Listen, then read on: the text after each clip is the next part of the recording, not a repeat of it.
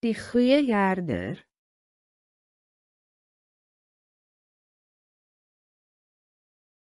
Die goeie herder. Die Heere is my herder, niks sal my ontbreek nie.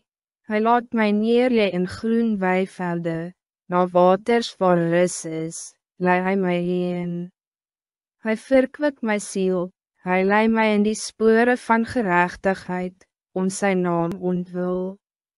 Al gaan ek ook in het dal van doodskaduwee, ek sal geen onheil vrees nie, want hy is met my, die stok en die staf die vertroos my. Je bereid die tafel voor my aangezicht teenoor my teestanders, maak my hoof vet met olie, my beker loop oor. Net goedheid en guns sal my volg al die dae van my leven, en ek sal in die huis van die Heere bly in lengte van dae. Psalm 23 verse 1 tot 6.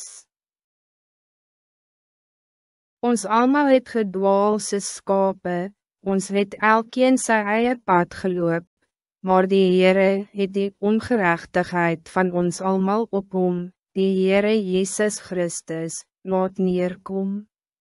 Jesaja 53 vers 6. Jezus sê, ek is die goeie herder. Die goeie herder lees sy lewe af vir die skape. Johannes 10 vers 11. Glo in die Heere Jezus Christus en jy sal gered word. Handelinge 16 vers 31.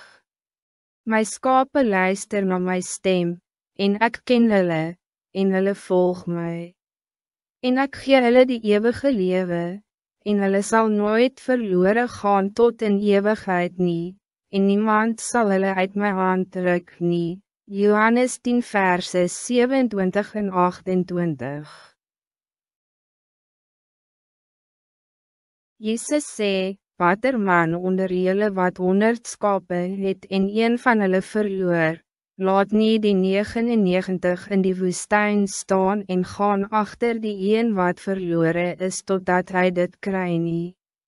En as hij dit kry, sit hy dit met blijdschap op sy skouwers. En as hij bij die huis kom, roep hy sy vriende en bieren bij mekaar en sê vir hulle, wees saam met my bly, want ek het my skaap gekry wat verloren was.